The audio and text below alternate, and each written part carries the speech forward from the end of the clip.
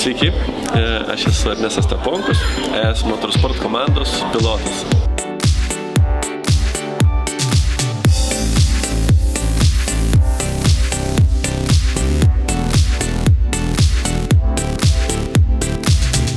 Šį savaitgalį mes vykstame į Vokietiją, kur vyks 6. Europos rallycrosso čempionato etapas, tai yra finalinis paskutinis etapas. Prieš sezoną mes tikslus kėlėme aukštus, bet paskutinės 2 lenktynės pakoregavo mūsų turnyrinę lentelę, nesėkmės truputį ir dabar tiesiog mes važiuojame dalyvauti. Kelionė mes išvažiavom pasiruošę, viskas vyksta sklandžiai, jokių nėra kažkokių trūkdžių ir panašiai, nes puikia komanda.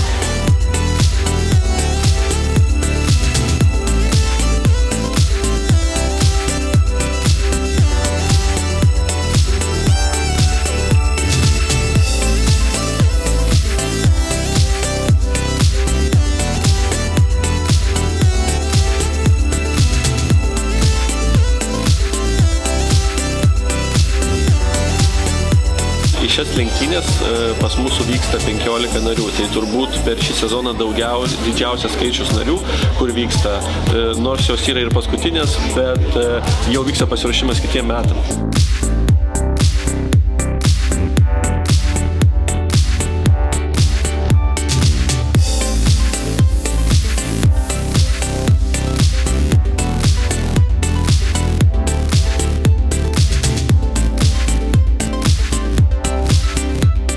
Nuo šio momento dar mūsų laukia susitikimas su šio laivo kapitonu.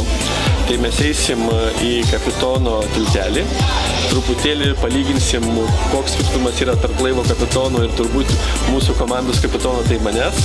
Tai gal rasim kažkokių tai, sakykim, sąlyčio taškų. Sekantis etapas tai bus atvykimas į Vokietiją, į Kylio uostą.